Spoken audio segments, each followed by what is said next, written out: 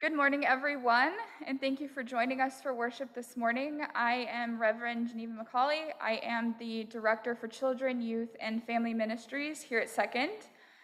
And I am so glad to have you all here with me, whether in the sanctuary, on Zoom, or watching on Facebook Live, or at a later time.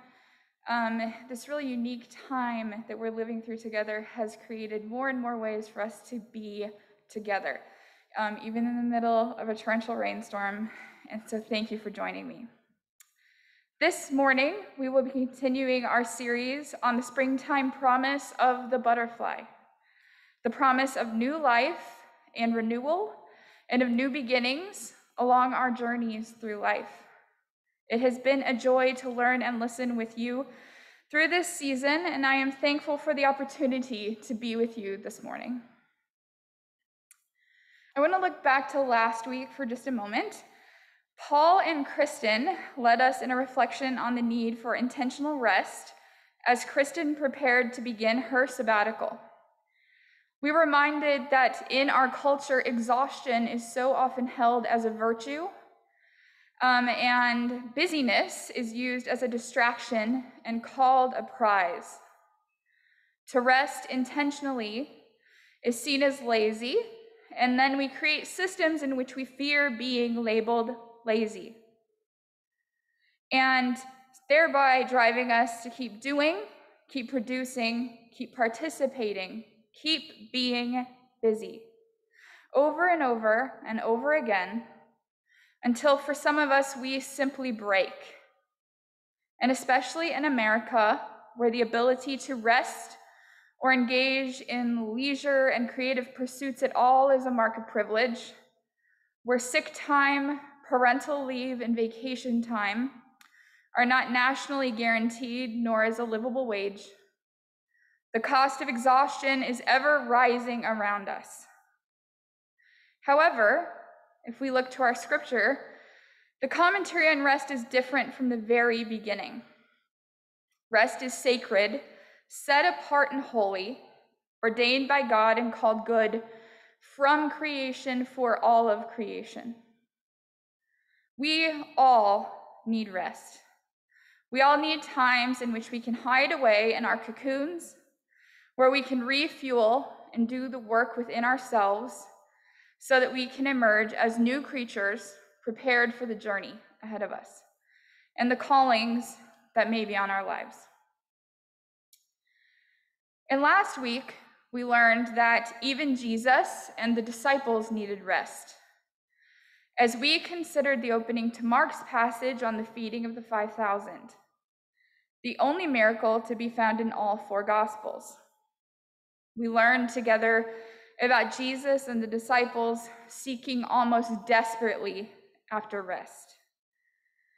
They had been traveling great distances, speaking and teaching in parables, healing those who were suffering. The disciples are learning and preparing for their work in the world, even as they are still learning to understand what Jesus is telling them. And the crowds following them are constantly growing, both in number and in need. And in seeking rest, they even went so far as to get into a boat and to sail away from the crowds to another area altogether. But the crowds are so committed to seeing Jesus that they race ahead on foot and gather an even greater crowd to meet Jesus and the disciples on the other side of the boat trip. Can you imagine? You tried to get away to find rest and renewal so that you can continue in your critical work well and in good spirits, and that rest still evades you. Once again, I'm sure many of us have been there.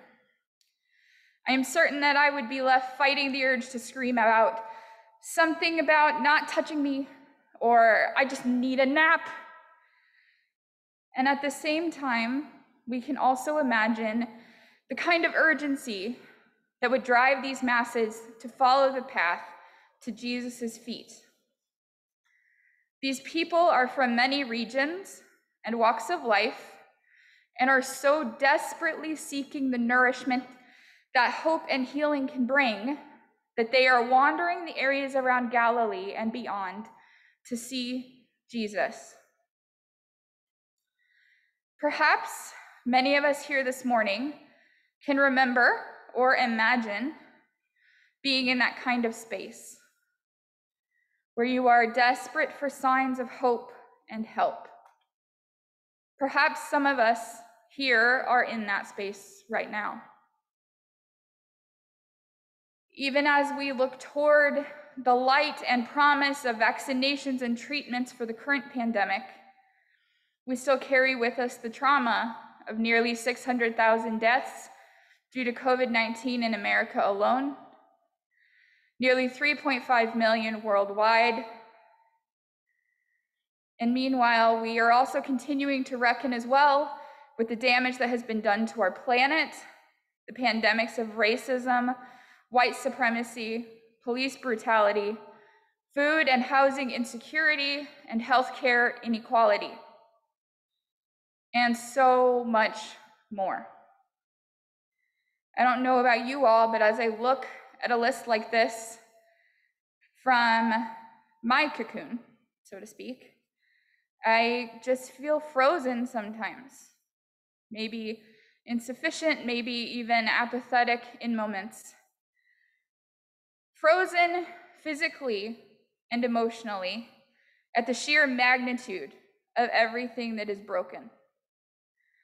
Insufficient to act or move or make a difference, and apathetic not because I don't care, but rather because I can't care. Because caring hurts and I can't hurt anymore. I can't take more onto myself than what I am currently holding on to just to keep going over the last 15 months, years, however long. It can be so tempting to look upon the suffering of the world and feel so incredibly small. It can feel safer to just stay in our cocoons because sure, it's hard and messy and confusing in there, but we're used to it. It's our mess. And rising out into something new is scary, even when the promise of that new thing is beauty and freedom and abounding blessings, abounding enough. But this is precisely what we are called to do in today's passage. And so I would like to pick up this story now, but from the account in the Gospel according to John, chapter 6, verses 1 through 13. So, please listen with me now for the word of the Lord.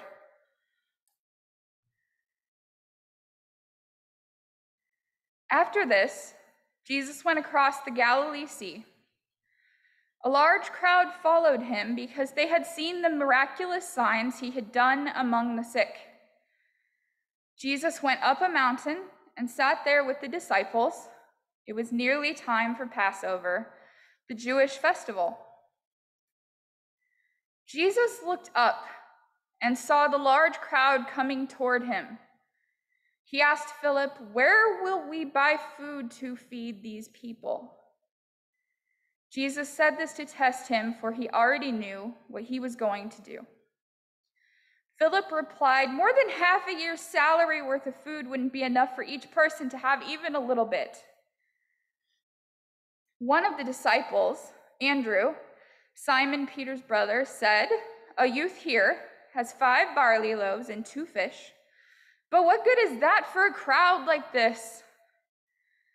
Jesus said, "Have the people sit down." There was plenty of grass there. They sat down, about 5,000 of them. Then Jesus took the bread. When he had given thanks, he distributed it to those who were sitting there. He did the same with the fish, each getting as much as they wanted to eat. When they had plenty to eat, he said to the disciples, "Gather up the leftover pieces so that nothing will be wasted." So they gathered all the leftovers and filled 12 baskets with all that remained from those who had eaten that day. This is the word of the Lord. Thanks be to God. So here we are. Jesus and the disciples are tired, weary, exhausted. And they have now tried to flee by boat. They have tried climbing a mountain, and they are still unable to find rest, to find a cocoon to hide in, if you will. And to add complication, Jesus sees that the crowd is hungry and has compassion for them. Some had likely been traveling for days or even weeks. Jesus offers not a suggestion, but a commanding question, saying, "Where will we get food to feed these people?" This is an important distinction because it is so easy even now to make this say something like, "Should we feed these people?" Or, "Is it my responsibility to feed these people who are hungry?" But Jesus clearly asks, where do we get the food needed to feed these people? And the disciples react like we might very well have as well, saying things like, hold on. We're supposed to be resting. We're struggling too, Jesus. We should be taking care of ourselves first. And Jesus, even if we wanted to help, we can't afford to help this many people. Does any of that sound a little familiar to you here today? It sounds familiar to me. I've shared many of these thoughts when I look upon the suffering of the world, and it often comes down to this: I can't possibly fix it all. The suffering, the problems, the pain is too big, so why even try? Why do anything if I can't do everything? Why should we do anything if we can't do everything? If we can't fix something? And this is understandable, right? Especially right now. I would assume that we are all struggling in one way or another, and we are a problem-solving people. We like clean solutions. But clean solutions do not exist when the problem is human suffering or any of the other things we've listed. They just don't ever get tied up in neat bows, no matter how hard we try. We cannot just check them off our to-do list. Human suffering is always bolstered on broken and inherited systems of oppression, power, negligence, and hatred. And these are not things that any one person or one group or one entity can fix.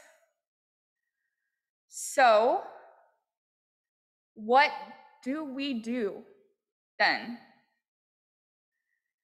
How do we respond when we are confronted with issues of suffering that are of an unscalable magnitude, and we are just one person, one family, or one church or one city, when we are just one? I want to be honest here that I do not have a simple answer to that question either. But I do believe that our scriptures this morning can point us towards some ideas and directions to consider.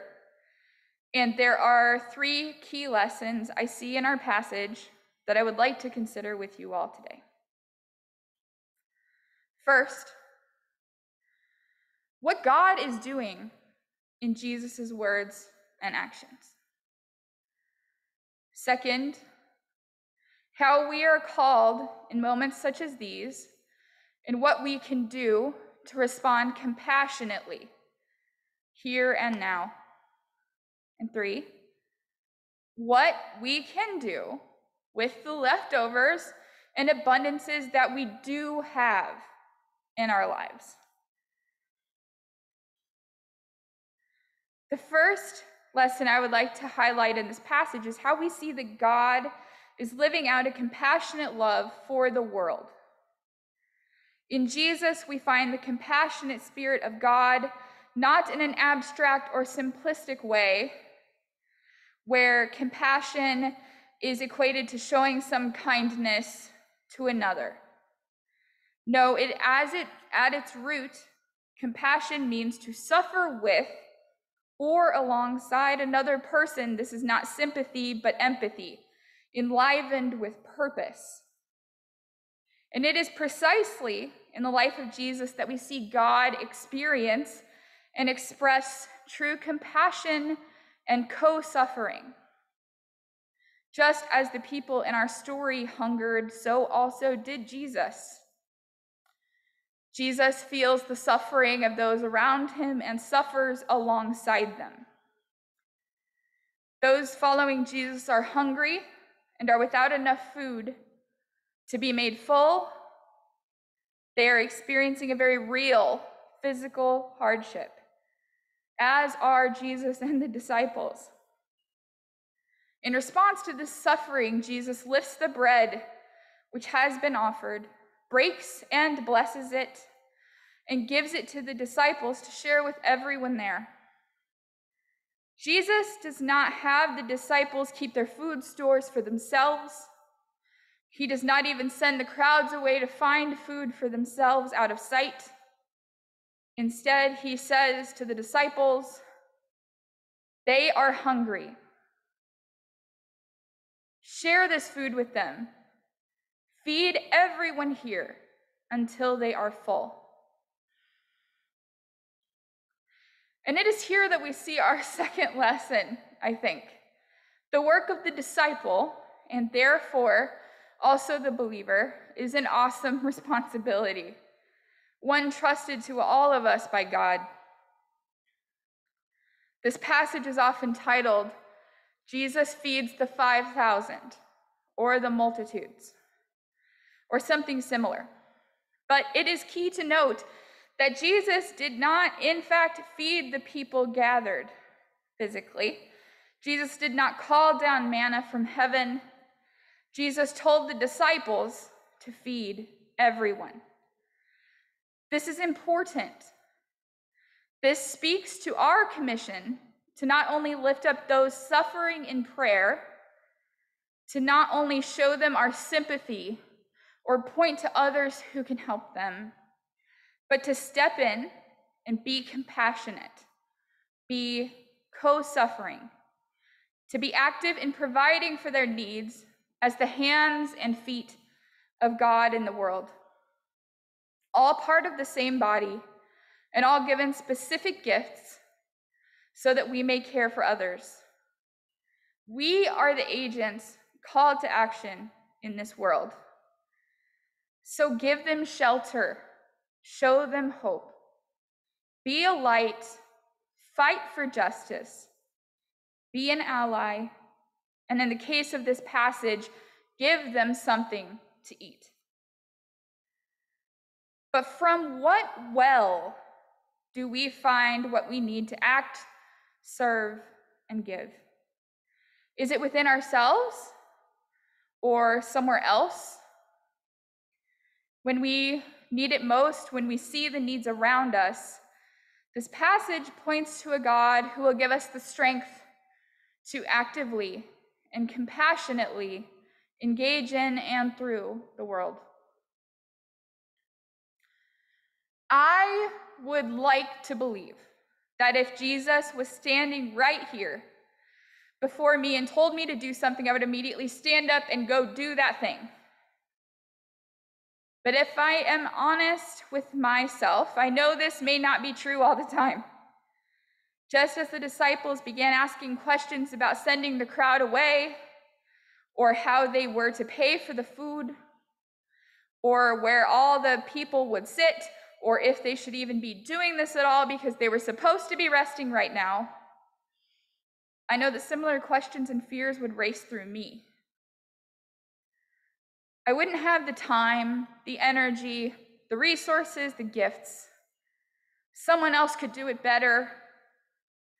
Maybe I should just tell that other group over there to help. Maybe this or that or this other thing, maybe not me. I am just me. When we are called to difficult works, it can be terrifying. And the disciples in our passage did the same. They responded that they did not have enough, asked where they would get enough money or purchase enough food. They were not prepared for this. And they were tired, weary, maybe even scared. And that's okay. Those are natural feelings to have. But we also must be open to help coming from unexpected places within ourselves and from without. Because as we see here, the help needed can often come from the most unlikely place. In this case, a youth or young child who steps forward to the disciples, offering his traveling lunch of 5 small rolls and 2 dried fish. 5 loaves, 2 fish, more than 5,000 people. Even the disciple Andrew remarks in the moment, "But what good is that for a crowd like this?" Still, it is no small thing that this child stepped forward in faith and offered what they had to share. And that small act inspired something amazing. Now, as to how the crowd was fed, scholars have offered perspectives from the very beginning, ranging from a miracle in which Jesus truly and physically multiplied the food, to the boys inspiring everyone else to offer the small snacks that they had brought on their travels, until a kind of holy picnic was created across the grass.